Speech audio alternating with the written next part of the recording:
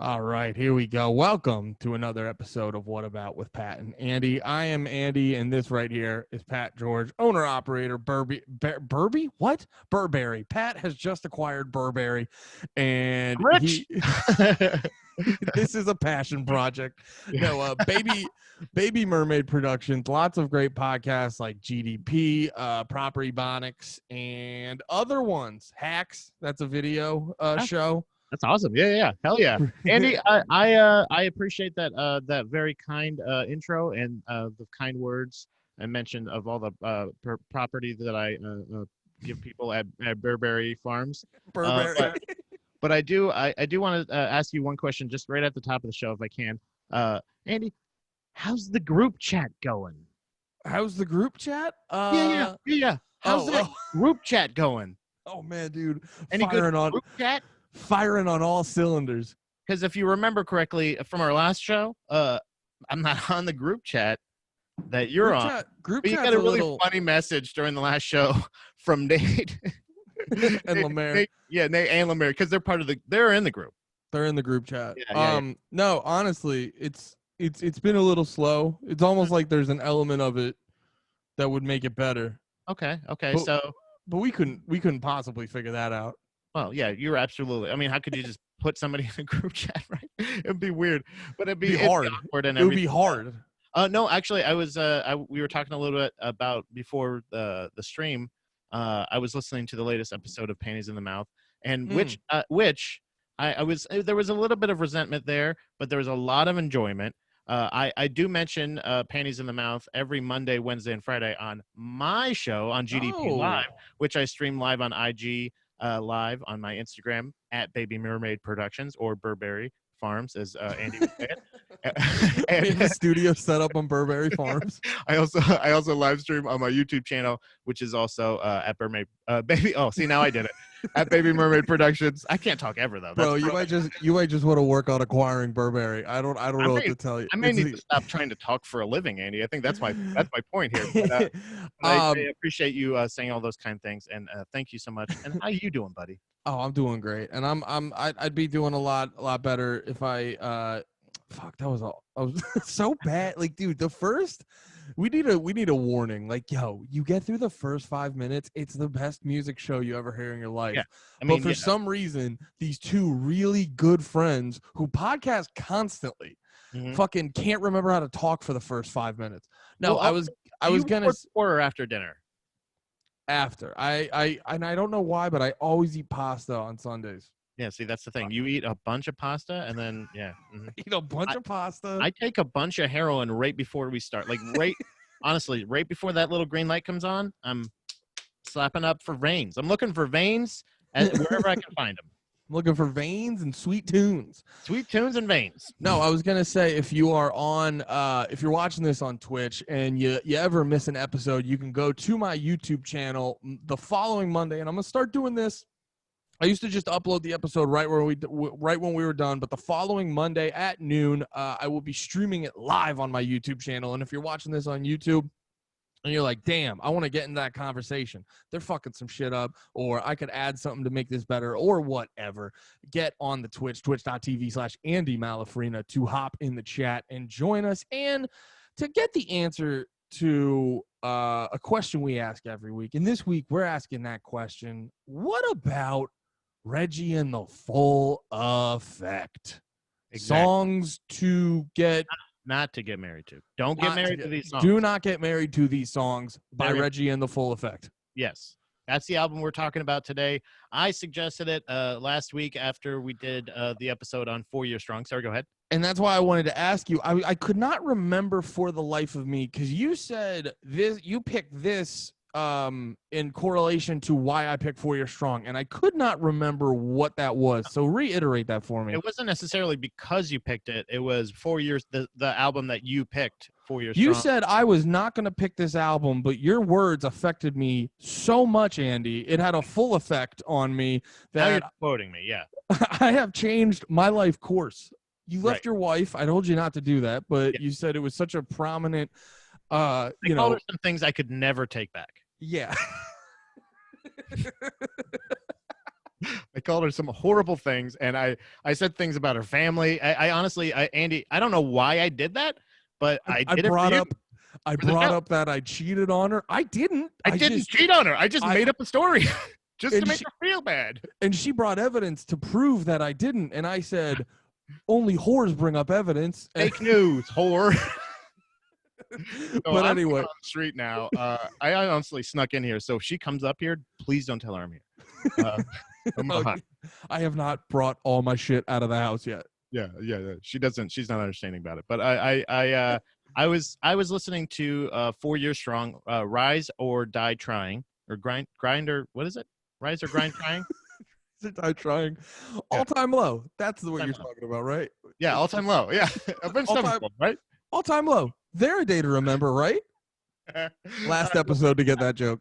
Oh my god, that was a good one. That was a very good inadvertent joke, but kind of on purpose. But it was an inadvertent dig for sure. But that was a great joke for sure. Oh, hi, wife. My wife's in the chat now. She knows I'm up here, so I probably should go. But in the meantime, I picked this one because the album that you told me to listen to and that I enjoyed reminded me a bit of it. Like there was not exactly like, it wasn't like a one for one. It wasn't like I listened to 4 Years Strong and I was like, oh, this is Reggie in the Full Effect. It was like, it was 100% Reggie in the Full Effect. This is fucking the same thing, because Reggie in the Full Effect is Andy, now did that you suggest a Reggie in the Full Effect album? Because this is this. Hey, Andy, All Time Low is not is not at the drive-in, right? But Reggie Andy, in the Full Effect, is that 4 Years Strong? Since when did All Time Low do Reggie in the Full Effect covers under the name 4 Years Strong? It was the keys. That was the part. It was when the keys came in. It started. I go like, boy, and that was the thing too. It was another thing that oftentimes comes up is like, when I'm listening to something and it makes me think of another thing. Like if it elicits, like I love that. I love how art fucking does that shit. Like I was just joking about this with Tom. Like it's weird because good or bad, if it elicits a reaction, it's still art. Like even if you don't like it, it doesn't make it not art. Yeah. Because it could be a thing that, and that was the thing, is I actually liked the 4 Years Strong thing, but it also was like, hey, remember this other thing? You haven't listened to that in a while. You know, go for it. Go listen to it. And it really was so I'm very excited, because when I said I was excited to hear what you had to say about it, you said, I have a lot of questions.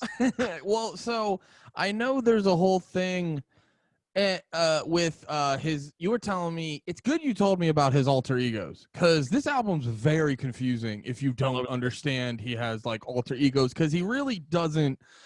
Like just listening to it, he doesn't put that on Front Street very well. No, there's no warning, and that's the thing. Is like I think there should be a little warning sticker, like a parental advisory. There should be a little sticker like, "Hey, this guy's bipolar."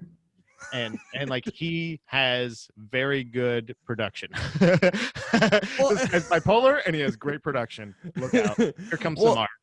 Well, so at first, because he had some of the songs that were like the cool guy dance songs, and I got this weird thing in me that I've had before where like I was like, you're not, because I've seen pictures of him and I'm like, you're not hot enough. This is like, yeah. That's the thing, is he can't, and that's the thing, is like it's kind of a joke, but then also sometimes you're like, is this a joke to him? Well, that was a joke. This one's not a joke. But like, wasn't when he does like the dancey stuff? Isn't that supposed to be like reality? It's a love reality. Yeah, that's supposed to be his like alter ego Fluctuation or whatever the fuck it was. Yeah, and I was like, oh, okay, he's being and then I saw like the video for it on YouTube, and I was like, oh, he's being funny. Yeah. And I'm like, you can't do this type of music genuinely and not be hot, dude. You have to be hot to do this stuff. Even as a joke though, because that was the thing, is like, isn't that no as a joke it makes more sense. Okay, yeah, I meant like if he was doing it like as a like, no, this is my good music. But if there's no warning, like you said, and especially like, okay, so my favorite part is almost the again, we did an episode actually that I don't believe we actually we have it banked as a possible episode. Oh yeah, I keep forgetting to next time we miss a Sunday, I'll put that out. Okay, well, perfect. Well, then this is a great commercial for it. There is a where this is actually the first kind of episode of this show, What About with Andy and Pat, is an episode where we talked about NoFX's "So Long and Thanks for All the Shoes," which I originally I realized not too long ago that had such a great impact on so many different aspects of my life, like of like a professional, the way I approach business, the way I approach art, the way I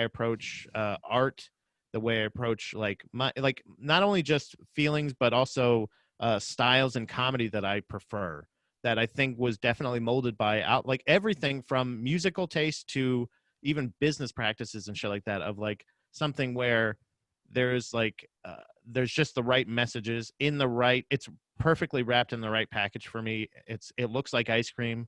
How else couldn't I love it? So Oh yeah. that was that was the thing where it was Wait, name the NoFX album so they get the context. "So Long and Thanks for All the Shoes" was Yeah. the album for that one. And that will come out the next time we have a scheduling conflict or don't feel like streaming. But there's a definite, like there's a situation like that where it's the album, like again, even at the end of the album there's like a hidden track like where it just kind of it's making fun of themselves, like the whole Yeah. thing. So like my favorite part of this is any person that likes any particular part of that album, right? If they heard a Fluctuation song and didn't know it was a joke, or one of the other songs that are a little bit more poppy that aren't a joke, the serious poppy songs, the ones that aren't like him thrusting and joking around and doing silly voices and stuff like that, him actually doing like real emotional songs. Like if you heard one of those or you heard another one and you're like, this is really good, and bought the album, then you're going to be like, you're going to hear a fucking crazy metal song, or you're going to hear one with crazy breakdowns. You're going to hear a fucking Yeah. a That little was the audio clip of two ladies talking about how a lady loves to smoke, or loves to, she got the best pussy in Alabama or something. yeah, but she loves to smoke crack. She's a good mom, but she loves to smoke crack. Yeah. It's just great. Like there's everything. There's comedy, there's like serious music, there's heavy music, there's lighter music. Like it's great. I truly love. It's kind of an amuse bouche. And if you aren't warned of it, it is kind of like a little bit taste of each part of this. Like you kind of learn more about each genre that he likes to make. Yeah. As he goes on. Like so, this is, I feel like when he was right at a peak. Because he had a lot of earlier stuff that he was doing, stuff that he used to do on like just cassettes and stuff like that with a 4-track, which is actually kind of how I started out recording music too, which is I think part of my connection with him. Oh, okay. Because I enjoyed like the like like almost like militant DIY, where it's like it's gonna sound worse because I want to do it all myself. Do you know what I mean? Like Yeah. until it gets better, and that's something about that, like that he's still able to release some of older stuff that he is.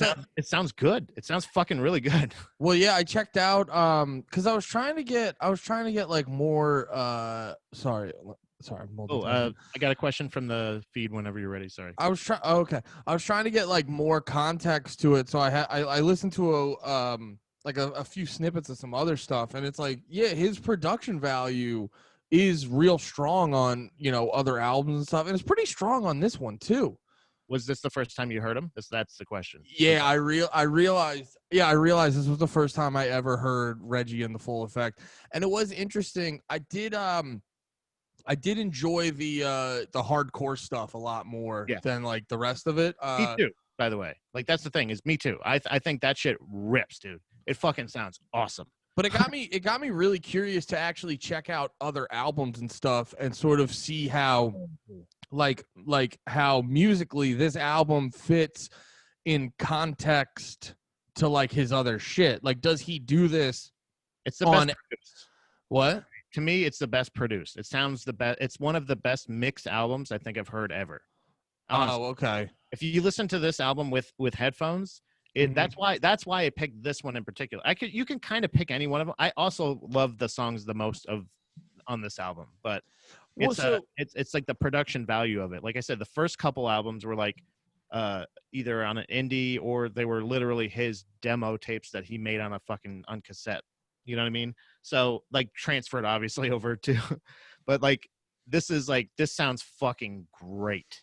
and it sounds like crisp, and it's literally all him. Oh, okay. Yeah. Well, no, this was out in like 05, so I got to imagine that's too when, because I'm trying to remember. I was in college, and like I started college in like 08, 09, and I had a MacBook and I had GarageBand. All right, brag. What? Jeez, here we go. I had a Show off. Yeah, I was a college kid who had a MacBook. What's up? Big surprise there. No, but no, I'm just trying to just give a context, because I used to actually let me take a step ahead, because listening to this band, and I'm curious to get your opinion on, and I'm glad you brought up. Okay, he does all the music himself, and it got me reminded of a musician I always really liked, Jeff Rosenstock, who was the leader of he wrote all the music for Bomb the Music Industry, if you ever heard of them. Yeah, you kept you multiple times this week. I feel like you were like, "Hey, did I ask you if you've like?" I think you asked me. I don't know you about this. You texted me about it, and then I think another time you were like, "Did I ask you about that?" And I was like, "Yeah," and like, or you told me to remind you. So I'm glad to actually remembered, because I. Okay. Oh, and shout out on Twitch. Shout out to Caleb in the chat. He said, "It's your dad again." Yes, Patrick is my father. Go to bed, Andy. Nah, get out of here. He's at most my uncle. Yeah, like I don't know if I'm even that much older than you. Wait, not what at did all. you say? Jeff Rosenstock? Rosenstock. Stock. I'm gonna. Oh no. So his first this reminded me of Jeff Rosenstock, because his first couple albums as Bomb the Music Industry, he did the same thing. I write all the music, and then I go on tour, and sometimes he'd go on tour with just an iPod and him and his guitar, and then sometimes he'd like, it would be the thing, because he was constantly touring, it would be the thing of like, who's available. So sometimes he'd go by himself with a band, yada yada yada. And the songwriting in structurally speaking seemed very similar, because not I'm trying to think, because like everything, you can kind of hear it when the person writes all the parts. They're very more they're more like, they line up more directly rhythmically, if you ever notice that. You can like, really, that's actually a really good point. And I think I realized, but never actually was pointed out. Yeah. Yeah, and I realized this because I listened to so much Bomb the Music Industry. You know, and you can hear it with him. Like, first 3 or 4 albums he wrote all by himself, and then the like latter 3 or 4, however many they've put out, you can, once he started writing with a full band, you can really hear a difference. Because, you know, rhythmically, when someone writes the stuff by themselves, I've noticed it lines up a lot more. And I've noticed, if you listen to this album rhythmically, the stuff is much more like, from the drums to the bass to the guitar to the keys, it's all a little more locked in, per se. Yeah, but it gives it its own like unique sound in that way. Then it's interesting enough, and it's not like I think I can't remember who we were talking about, which album it was. Oh, I think it was Every Time I Die. It was like one of those things where you're like, this isn't stuff I couldn't do. But the fact that I didn't think of it, or the fact that like it's like there's something about the way that they play this, and the timing, and it's, or like taking a simple riff and like changing the timing of it, or taking timing and like, but doing it in like playing an unconventional like music at that time, like whatever it may be, like it like there's even like, again, like there's sketches and stuff like that, which is weird on like a rock album. There's not that a lot of times, but there is. You said you got to listen to some of his older stuff. Did you get a chance to listen to his cover of Raining Blood? No, he does a cover of Raining Blood. I didn't get to listen to a shitload. I just kind of like, I went on Spotify, has these great things where it's they'll do This Is, and it's basically like 30 to 40 of the best songs from that artist or whatever. And that wasn't in there? I don't remember. Because I was busy this week. I only listened to like snippets here and there of his stuff. Of the older stuff. Yeah. But what was I gonna say? Sorry, I'm bringing up his Bomb the Music Factory. Yeah, Bomb the Music Factory. Bomb.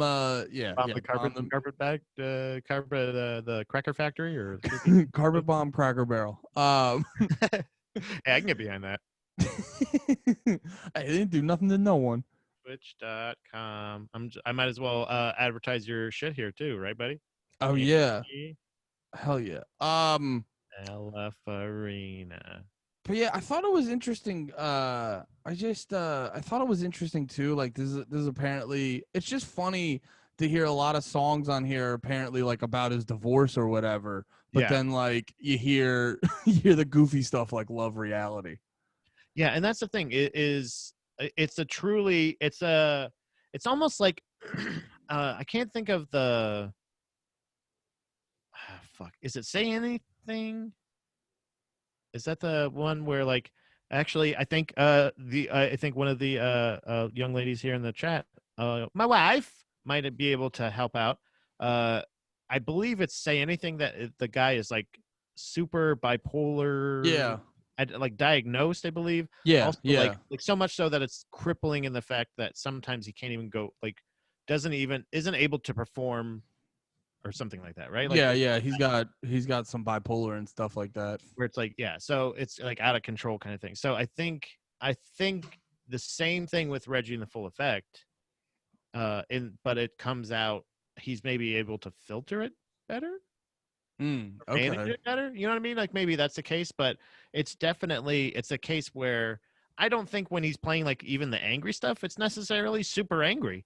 It could be just like, I thought of this sweet chuggy riff that I like, and I wanted to fucking like just go crazy. But there's also like there's something Get Well Soon is one of the ones that I feel like he finds the perfect middle. Yeah, I remember digging that one. That one did feel. Yeah, because it was interesting. Well, it was also too the thing that was the most interesting. You could tell it was like, this is just a dude who wrote whatever he felt like writing. And although I didn't I didn't hate this, but I don't know, I don't know how much I'm listening to it again. One of those deals. Yeah. But I did appreciate almost the fact that this dude was just writing whatever the fuck he wanted to write. And especially in a time like 2005 when you didn't, I mean, I guess you could pump out stuff on like MySpace like that and whatnot, but still like that's still 15 years ago. The music industry's in a different place. You can't, it's Plus still it's been bombed. What? Plus it's been bombed. So yeah, I don't think they bombed. He was still in the Arrogant Sons of Bitches then. I don't think they bombed it till like 2008 or so. Okay, so it's been bombed. Okay, I got it. The music industry was still intact, and it was a much different thing than after the great de-bombing, the rebuilding of the music industry. TBM. That was pre music industry bomb. Pre BMTI bombing of the music. I don't know how to do initials like that. What is that called again? Where the letters stand for words? Anagram? That's it, probably. The letters that Pat, are you talking about spelling? Isn't that also an Incubus song? Anagram? Anomaly. I don't. Dude, don't ask me about Incubus. I knew that one album. I don't dislike Incubus though. That's all my Incubus stuff. That's all the Incubus stuff material I got. Sorry. Did you ever find out that like Incubus? Like, wait, how do you feel about Incubus? I don't really care for them so much, but I don't hate them. Did you ever find out that they were like their first album was sick though? No. Did they have a good album? Their first album was like a hardcore album. Is that the one where it's like, no. Like, dude. Wait. Jog my memory one more time. That one. No, dude. Before that one, no bullshit. Like they were more or less a hardcore band. Oh, so were they one of those like POD hardcore bands where it's like, dude, it's so funny you brought up POD, by the way, because we were watching what the fuck. Me and the wife. 2000s, man. Me and the wife we're having a few. I was having a few brews. She was having a few wines. Hey. And what the fuck was it? It was we were flipping through movies, and we just finished watching Ted 2, which great movie. If you haven't seen it, it's so fun. It's just like a high-end, well-produced Family Guy. It's so good. Mm-hmm. And then we were trying to find another one. And I was flipping through movies, and I was like, oh, they got Little Nicky on here. This is like the best. And Steph's just like, yeah. But I was hammered, so I was like, we're watching Little Nicky, and they got a thing in it where they're like banging out some POD, and I was like, I forgot about these guys. Doesn't it open up with POD or something like that? Like, it's got a pretty good soundtrack. I can't remember. I think it had for some POD got brought up last night for some reason. For some reason. It up. I was bumping POD. No, about POD. Honestly. No, Honestly, no. For real. Look at me. No, look at me. For real. How do you feel about POD? And don't hold on. Let me pause. Look a little Nicky. Don't just say what you know I want to hear. How do you feel about Little Nicky? How do you feel about it? I think that's really funny too, because I had the same reaction when I saw Little Nicky was available on Netflix, and like I was like, and I said something to Dom, and I was like, I had just started it, and she came in, and I was like, oh, so what do you want to watch? And usually if it's something she even is remotely interested in, she'll go, well, you just watch this. This is fine.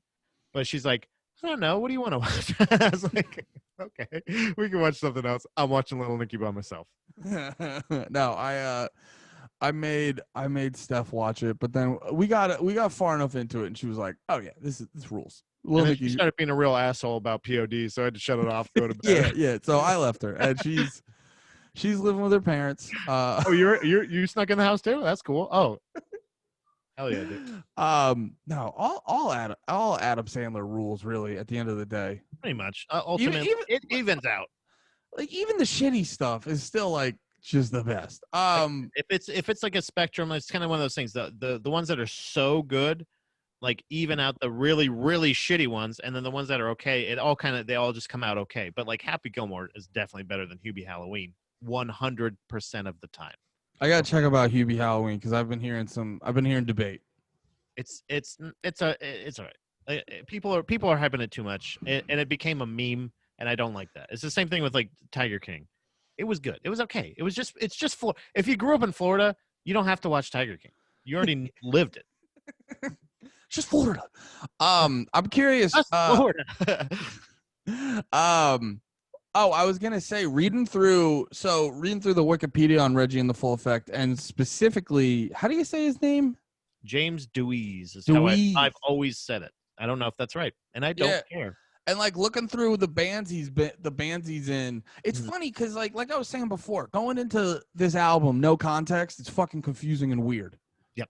But like in a good way. It's confusing and weird in a good way. But then when you get context of the dude's life, you realize you're like, oh, this is sort of just like Reggie in the Full Effect, because he's doing all the shit. It sort of is his, like, let me just make the music I have been a part of and I like.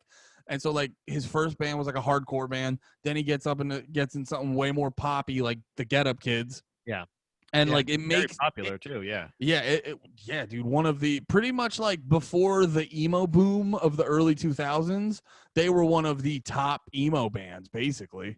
Isn't it funny too? Like I was just gonna say the Godfathers of that, and isn't their thing a Godfather thing? Isn't that the cover? Like they have a parody shirt where it's Get Up Kids, but it looks like the Godfather cover. I have no idea. What I know the most about the Get Up Kids is they have robots on There's Something to Write Home About. It's their most popular album, and they just have like robots on it. Kids shirt. I have no idea. I don't know if I'm just yeah. Hell yeah. Oh my God. I was like, wait a minute. Am I like crazy? Can I share my let me share that. Yeah, screen share. Do you need permission? Check this shit out. Boom. Oh, sick. So I was just gonna say they were the Godfathers of whatever the fuck that is, like emo shit. Emo, yeah. Well, yeah, they were doing emo music when you could still kind of do. You had that like slow college rock vibe to it. When you could still get away with banging a 14-year-old, you know what I mean? Like that's what those guys were all into. No, wait, no, that was pop punk. Apparently, I mean, dude, they were still like the emo bands weren't doing it too. Like, fuck off. They're gross. They're weird. No, the emo bands were the best at it. Oh, okay. I thought you were arguing with me. I was like, I thought you were protesting too much, but it turns out. No, I'm saying you were saying that's when you could. I was like, nah, dude, you could do that heavy into the early 2000s, Oh yeah. early That was, 2010s. yeah, that's when that shit broke. It was like the Catholic Church, and they were like, "Oh my God, this thing just like, can you believe this is happening?" And everybody's like, "Dude, have you ever been to a show?" There's always a girl uncomfortably sitting on someone's lap, and you're like, "Are you okay?" And she's like, "I'm fine." And you're like, "Are you okay? You're safe? All right, cool. Hey, we're having a good time." He says I'm okay. He says I'm fine, and I'm like, "Okay." I, how does she get a bracelet? There's no okay, you know. Okay, that's what I'm doing with those. I have no authority here. I can't do anything. Just a bunch of dudes wearing eyeliner and skinny jeans surround you. You're like, all right, no more questions. Hey, no more questions. trouble. I don't want no trouble. I don't know what trouble. I don't want any trouble, guys. Anyway. Okay, hold on, guys. Guys, yeah, okay. Yeah, great. By the way, Lucky lady at home, huh? Wait, where the fuck else was I going with this? Talking about the Godfathers, all the bands that he was in, and I was gonna ask you because, like, once again, this was your pick, and I'm very curious how did you get into Reggie and the Full Effect? Reggie, I What? It's a censor. He was actually I didn't realize he was one of the first people that taught me censoring a word with a different word that's not just like a bleep. So like every time they said something like she had the greatest Reggie, they were talking about her pussy. Her pussy. But it was the soundbite is actually a soundbite. This is just context of how I fell in love with them. Okay. When I realized this point. So this was the first album that I listened to from him.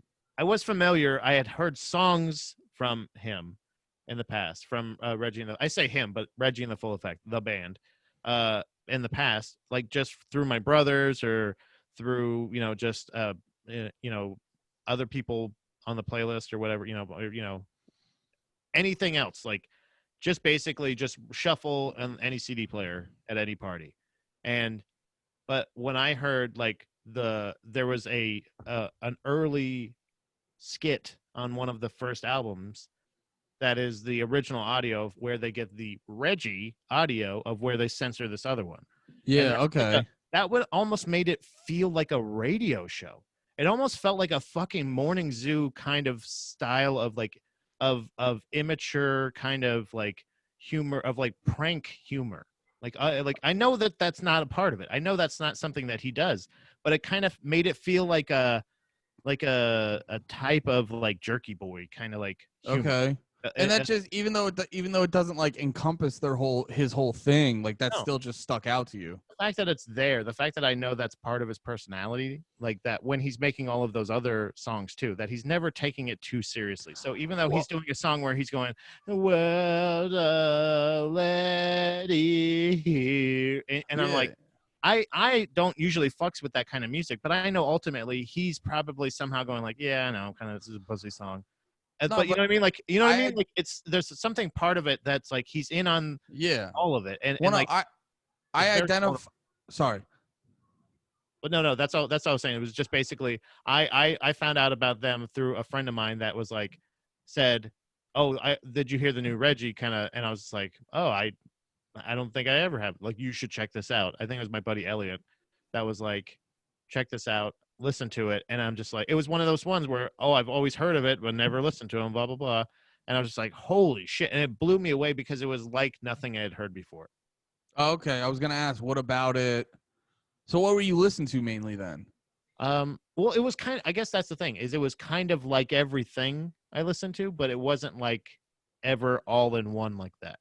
So you know how much I love like compilations and stuff like that. Yeah. So the fact that of how all over the road this album is, it kind of scratched an itch. So like it scratched every itch.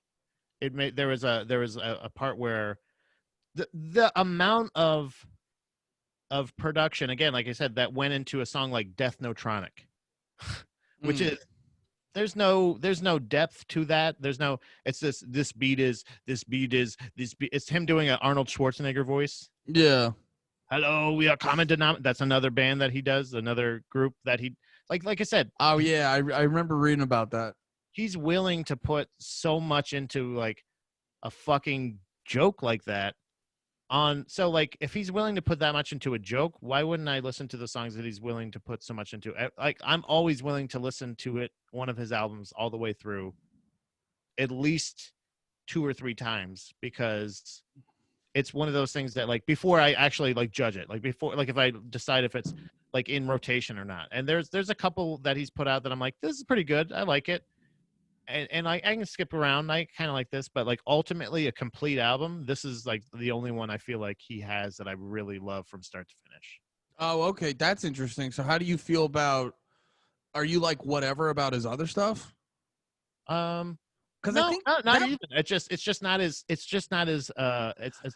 as organized. you know what? That's also kind of, I remember that's also the reason you compared it to 4 Year Strong. Because when I said on the last one talking about 4 Year Strong, like Rise, all their albums are good, but like every album afterwards, you get farther and farther from like the sound of Rise or Die Trying, and that's kind of that's the reason I started listening to 4 Year Strong.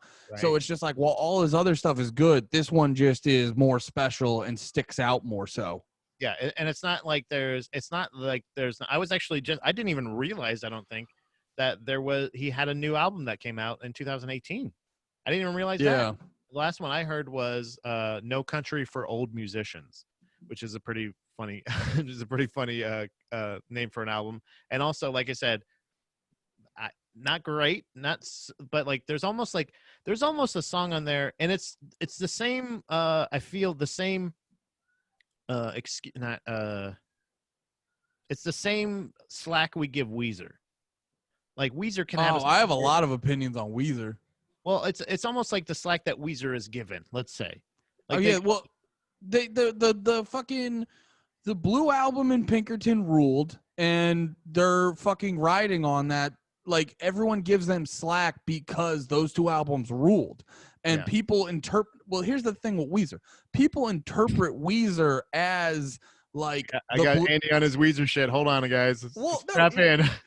I used to be like, oh, Weezer's sick, and then after like the fifth album of them just pumping out like dumb shit, I was like, oh no, Weezer had two albums, but they suck, but they Yeah. had two albums that fucking ruled, and they like, it just got. Well, no, here's the thing, it's like I get that they started out as like the Blue Album and Pinkerton, like we're the weird band that makes, we're weird like that, we're soft, but it's kind of like out there, but it's still mainstream and all this and that. But then and then you start listening to their other stuff, and you're thinking like, oh, they're kind of doing this as a nudge and a wink. But then when like And then you're like, are they? but then yeah, once you get like 6 albums deep of that, They're you're doing like Beverly Hills, and you're like, wait a minute, what are you talking about? you're What like, are you oh doing no, right now? you're like, this is Weezer. Right. You're like, Yeah, and that's what I'm saying. It's like, but ultimately, they're still like they become a skip around band. Like they're not a full album band anymore, except for, I will say, the album that they put out after their first full length album for like years or something like that. It's called Everything Will Be Okay. Is actually a pretty solid album in my opinion. I actually kind of like that album, but I've been out of the Weezer loop for a while because they have not. By the way, they have not stopped. Pretty much like.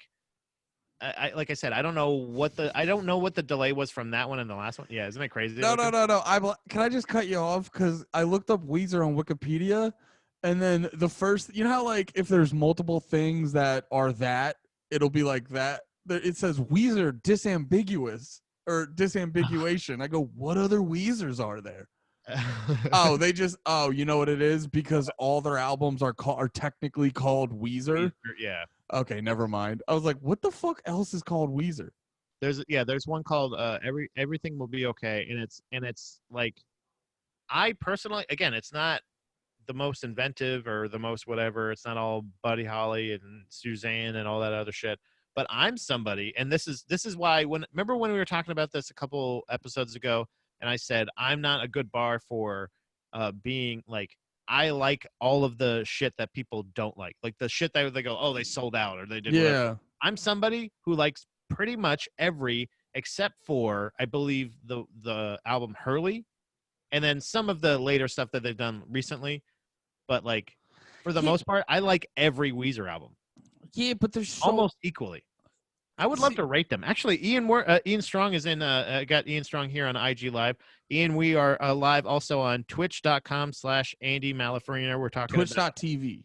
Twitch. What did I say? .com. I put .com on Facebook. I'm fucked now, aren't I? They're never gonna find you. It's over. But we're streaming. We do a show here. What about with Andy and Pat live right now, and we are talking about Weezer and what was I? Why was I talking about that? Oh, we did a ranking show. I was on Ian's podcast, Strong Words with Ian Strong, and we did a ranking of the View Askew Skewniverse movies. Sorry, the movies directed by Kevin Smith featuring Jay and Silent Bob. Oh, is that out? I would love to listen to that. Actually, that just came out Monday, and it's actually I just finished it today, and it was a great fucking episode. But he does these ranking roundtable episodes every once in a while, which I think Andy would be great for one of those. By the way, Ian, it's usually white guy art. You know, I think he also mentioned he's thinking about doing some other things. I don't want to give any of them away just in case, but there are plenty of them that I think that ranking Weezer albums would be a fucking fun episode because there are definitely ones that you said, oh, I've been out of the Weezer bubble for a while. They've continued to put out shit, but there was some kind of gap between Everything Will Be Okay and their one right before that. Well, I'm looking at their albums right now, and I'm remembering like every album they have has like one or two songs that are fucking awesome. Like that album you said Hurley, like that song Memories was sick. Right. There's like 2 or 3 songs on there that I'm like, holy shit. I'm looking up everything else, I don't like it. Yeah, Ratitude. It's always like the first. It looks like for these both, it's the first song of the album. Like I want you. If you're wondering if I want you, I want you to. And then it's not the one where it's like, oh, I can't remember. I just remember liking it. Okay. Yeah, but all their as good as the other one, was it? all their albums have like at least one. But then like there's so much throwaway music when it comes to Weezer.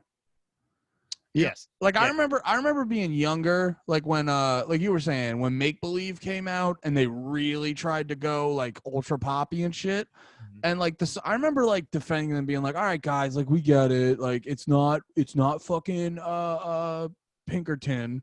But yeah, it's not Pinkerton, but Beverly Hills isn't that bad of a song. But if like you go back and listen to it and you like kind of look at it with the context of like Rivers Cuomo probably isn't being as tongue-in-cheek as you think he is, or he's being a little more sellouty than you want to give him, than you want to admit he is. You're like, oh, it's horseshit. Yeah. it's garbage. Ian's pounding off here in the comments. He's saying the Green album was shit on a lot, but I was listening to that on a loop for like 6 months when it came out, and I'll have to agree. Like Hash Pipe, fucking that song, that's a slappy bopper for sure.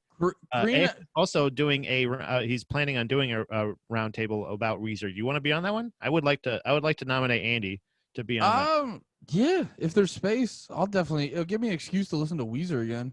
Well, the fact that you have feelings on Weezer in general. I was somebody who discovered him at Universal Studios.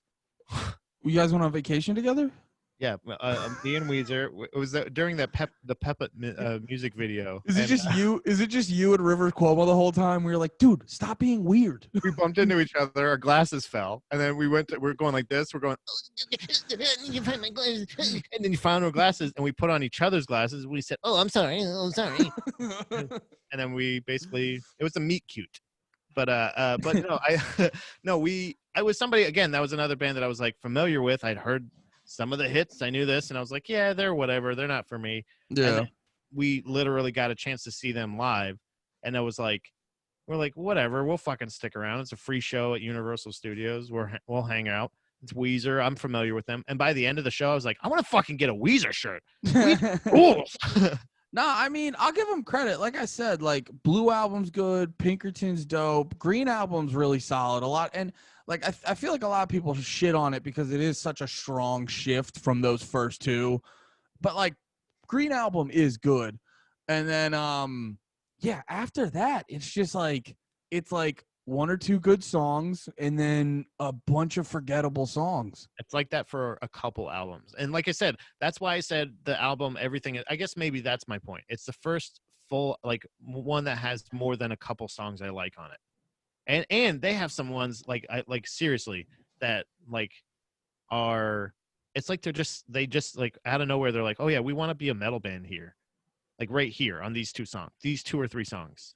And Well, it's why you like, got a problem with that? If you're loving Reggie in the full effect, bringing it back. What's up? hey, see what you did there? And honestly, what about it, Andy? See, I just did it too. What about Reggie in the full effect and Weezer being different bands? What's that I'm a about? host. So what did this elicit in you, bud? What? Yeah. What did talking about and feeling all these feelings that Reggie, or I that's so funny. I call him Reggie. I called him Reggie for the longest time because I thought he was Reggie and the band was the Full Effect. Oh yeah, it's like the indie version of Hootie and the Blowfish. Exactly. He's not Hootie. He's not Hootie and he's not James. Reggie. James Deweese. He's he's the person. So what about next week's episode? What are we going to be talking about? Ooh, Did I say about too many times? I don't know. We say so. What are we going to be talking about? What about I'm a Canadian Jamaican, eh? what about Ever Levine? Good. That's a good one. I like no. that one. So I was up in the air about this, and I was actually gonna pick Bomb the Music Industry, but then I thought, like, I don't want to just do, and I think we need to. I want to incorporate. Either way. What? I'll check them out either way. Like I already got Jeff Rosendick written here. So Jeff Rising some dick. Rising Dick. Well, I want to do a thing where we kind of spotlight a particular person rather than like just an album. Well, we could still do like Bomb the Music Industry albums, but like I would actually maybe not next week because I kind of want to like really prepare for that one. Okay. But I do eventually want to do one on Jeff Rosenstock. And like how I'm preparing for my Refused episode and then probably also a Weird Al episode. Both of those. I need to really think about which album I'm going to pick out of both of those. So. But I just want to throw that out there. Like I think because I do want to do an episode about specifically Jeff Rosenstock because I'm going to end up talking about this anyway with Bomb the Music Industry. So we might as well just talk about the dude rather than like a specific album. Rosendick. Yeah, Rising Dicks. Right. So wait, does that have solo releases? What? So what about Jeff Rosendick? Struck. Well, just how listening. I don't want to do this next week. I have another one next week I want to do. Okay. But I want to throw this out as a tease for probably the following week because I want to give myself more than a week to prepare. 2 weeks in a row? No, fucking the third. Okay. I'm not third week. I can't. So you're gonna think on this for a while now. I'll tell you what. Yeah, I don't even know in 3 weeks if we're gonna do a Jeff Rosenstock episode. I wanted to be comprehensive. No, I just want to turn over every stone because I don't want to finish the episode and be like, oh fuck, I forgot about that. But no, I was just listening. Like I was listening to fucking Bomb the Music Industry this week, and I just it's fun to listen to shit like 10 years later, more or less, like right. 10 years after I listened to it for the first time. And it just reminds you about how like the album truly helped form your general sensibilities on life. Like how Jeff Rosenstock went about making his shit really affected the way I go about producing my shit. The way you were talking about, certain things like certain DIY processes, like an album like this affected your decision making to this day. Yeah. And it's inspired not only business again, even much like the NoFX one, inspired business practices as well as like artistically, like, oh, you can just do it.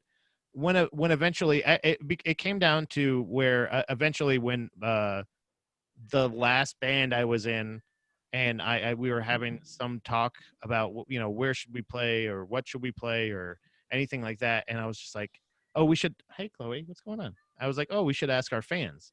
And they were like, oh, we don't have any fans. I was like, exactly. So let's just fucking play anywhere. Why are we fucking arguing about it? If they say we can play there, we should fucking play there, stupid. Yeah. But, and like eventually somewhere in that conversation, it came up. One of them said something about along the lines of, oh, this is a fun hobby. And I was just like, a hobby?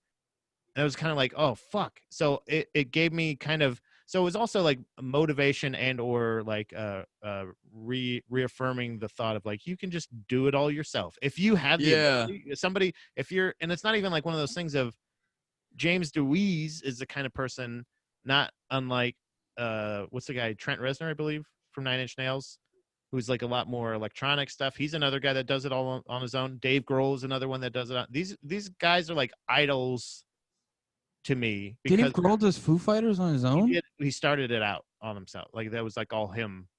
I heard a really funny thing about Dave Grohl and Foo Fighters because like he did not think they were gonna turn into anything real, and he's like, I really would have picked a different name if I knew they were like gonna be a real band. Right, and that's what I'm saying is like that's the like thing of like he's super talented, obviously. But like somebody, and I think that Reggie or James DeWeese is also very talented, but like not as talented as other musicians. He's not a lead guitar player. He's a rhythm guitar player, but he's a fucking great rhythm guitar player, and he's very creative. Yeah. Now, what you do with those talents, whatever amount of talent they are. You know what I mean? Like whatever it may be, how does it benefit you ultimately? So like that was definitely what it is. It inspired for sure. So, I'm excited to learn more about the Jeff Rosenstock, how he inspired who? Jeff Rosenstock. Who? Right. Jeff Rising Dough. Yeah. Jeff Rising Crust Pizza. Rising. Oh man, stuffed crust. Rising stock. You get that stuffed crust? Oh my god! We're on vacation like 3 weeks ago, and we were what? What? Nothing. Constant despair, and and we hit up an Airbnb, and I like my mindset is basically like I'm not at the house, so all food is fun. Right. And I got a fucking Rising Crush DiGiorno, but the Airbnb we were in, I didn't catch the vibe. I didn't catch the vibe of the oven. I didn't realize that if you just go like you should have gone a little easier on the heat. And the whole bottom of my DiGiorno was burnt. Top was perfect, bottom was burnt. Bummed me out. It's not edible. Yeah, it was. I ate it the whole thing, but it wasn't fun. Even the bottom part. Yeah. Wow. Because it's hard to just eat the. I'm just gonna eat the top of a pizza. Speaking, you're talking about a spoiler possibly 3 weeks down the road. Let's give another spoiler that's less than a week away. You ate something else that was terrible for you as well recently. Oh yeah, and we'll get a little bit after, right? We'll get into the bonus content. Right, but that's figure out what gave me diarrhea this week. And hey, it wasn't delivery, it wasn't DiGiorno, it was a third culprit. It was sadness.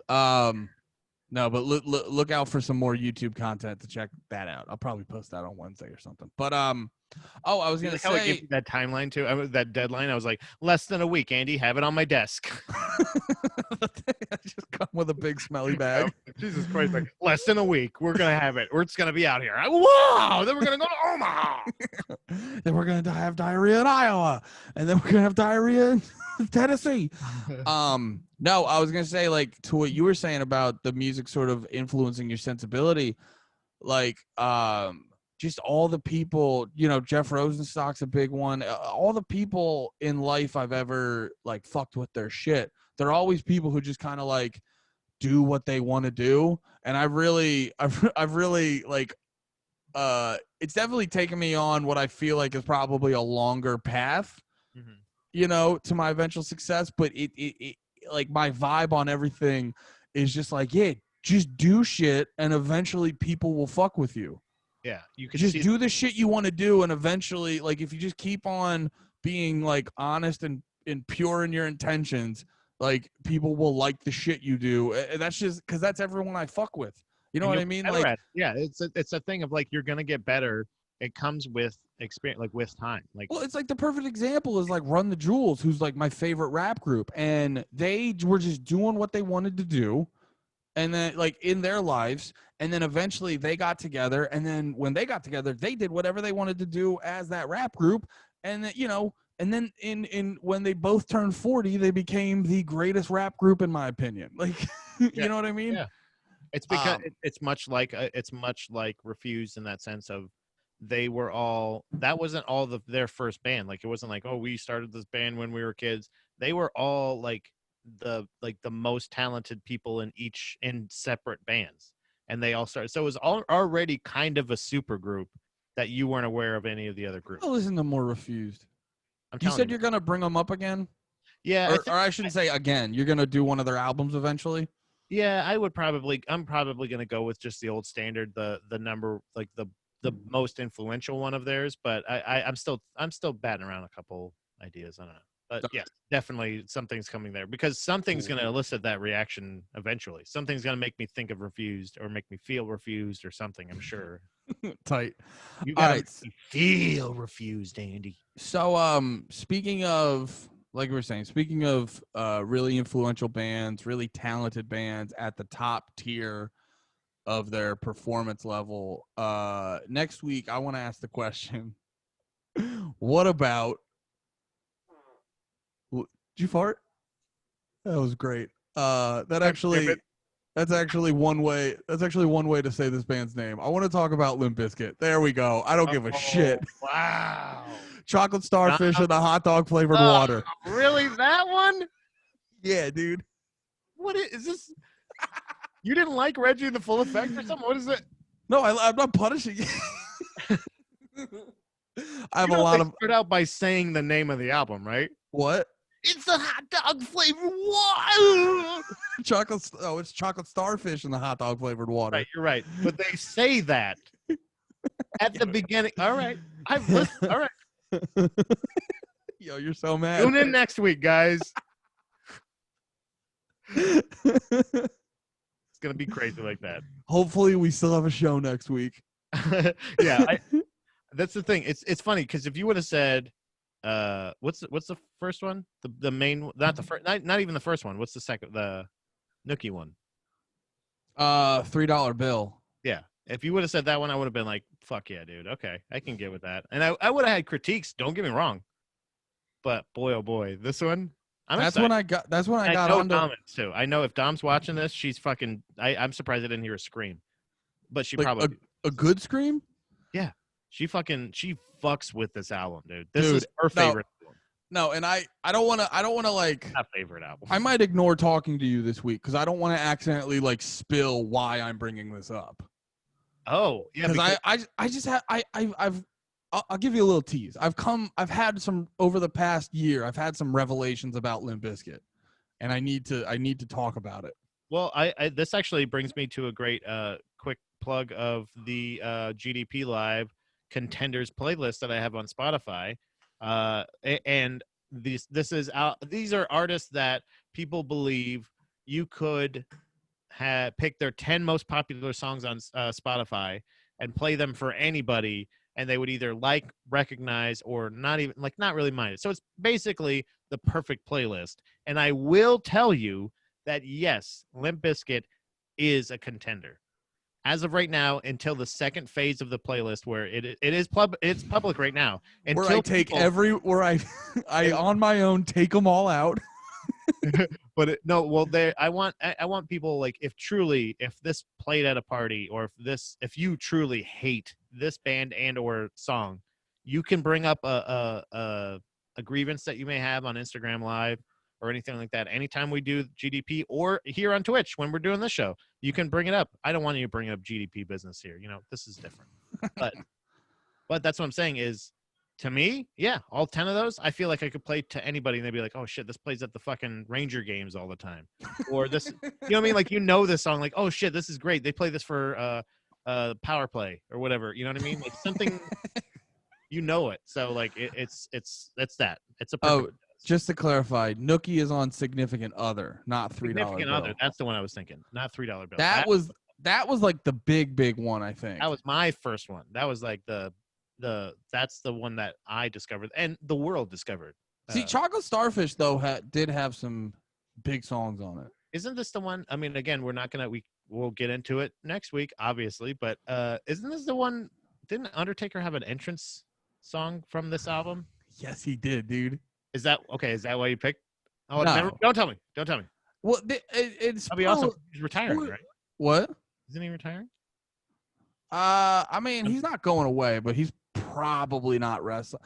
I say if he wrestles, he's gonna, because he's like 55 now and his body's a nightmare. He's and 55? Like, I think so, yeah. He's like, so here's the thing about The Undertaker. He's like 55 right now, but there's been a handful of wrestlers in just as bad or worse shape than him who have done okay matches into their early 60s. Like Ric Flair's last match was like 63, and he was like okay. I think if The Undertaker... Holy shit, he's 55 years old. I'm sorry, I had to double check that. I did not believe you. He looks terrible. What? He looks awful for 55. He looks like the worst 55-year-old person I've ever seen in my. I mean, he looks like a dead man. He looks great for a 55-year-old wrestler, though. I don't know, man. How old is Triple H? I mean, he stopped wrestling a while ago. The Undertaker never stopped wrestling. I mean, here, we gotta wrap this up. I just realized we were talking about. Oh no, but here's my thing. I was just gonna say my thing about the Undertaker. He's like 55. I think if he takes like 5 years off and like really recoups, he may be able to do one last match. But he probably shouldn't. He probably shouldn't. If he's 55 years old, he should not be outside. He's high risk for coronavirus, like inside. Nah, you can't. Shut up, Pat. You can't hurt the Undertaker. We'll find out, man. You can't hurt the Undertaker. He might slip and break a hip. He's like, shout out Inky in the chat. Wait, no, Undertaker's not 61. No, he's 55. Yeah, you just looked it up, right? Yeah. Yeah. Unless Wikipedia is full of bullshit, and last time I checked, not just anybody can go in there and change what they want on Wikipedia. It's directly against the setup of the website. There's nothing in the bylaws that says. All right, so next week we are talking about Sting 61. Okay. Oh. I read his comment wrong. Next week we're talking about the critically acclaimed album Chocolate Starfish in the Hot. Don't give me that look. Chocolate Starfish in the Hot Dog Flavor Water by none other than Limp Bizkit. I'm excited. And also, too, spoiler alert, it may shift into a general Limp Bizkit discussion because I have a lot to say about these boys. All right. That's pretty much it. Pat, throw out your links and plugs and all that. At Baby Mermaid Productions on Instagram. I'm streaming now live on Instagram Live. You can either join us there every Monday, Wednesday, and Friday for GDP Live, or from 11 a.m. till 1 p.m. There, or on YouTube at Baby Mermaid Productions channel there. You can also catch new episodes of Falls Count everywhere every Monday, anywhere, every Monday. Proper Bonics, usually about every Tuesday or every second Tuesday of the month. And then Hacks, 6 a.m., some other podcasts and stuff like that. And I just wanted to real quick say, oh, hey, Andy. I wanted to say somebody's pounding off here, not to beat a dead horse, $3 bill. Y'all was $3 bill. Y'all was Limp Bizkit's debut album. Faith is the only good track, but George Michael might disagree. So they're saying that Faith was the only good song off that album. And I honestly I don't know that much more about $3. Yeah, I'm not super familiar with $3 bill, y'all. My debut to them was the next one. So Ill Communication, or what was it? What? Isn't that a Beastie Boys album? Yeah, that's it. That's Licensed to Ill. Significant Other. Who did Ill Communication? I think it's Beastie Boys. No, yeah, I think they did actually. And that is 62. They got ill on a lot of their albums. Well, they were pretty ill guys. One of them died. Yeah. One of them's dead now. He was so ill. One of them is dead. All right. And all my links are down below. Social media, Twitch, and all that noise. Thank you for hanging out. Have a good one. Until next time, be about it, bitches. Bye-bye.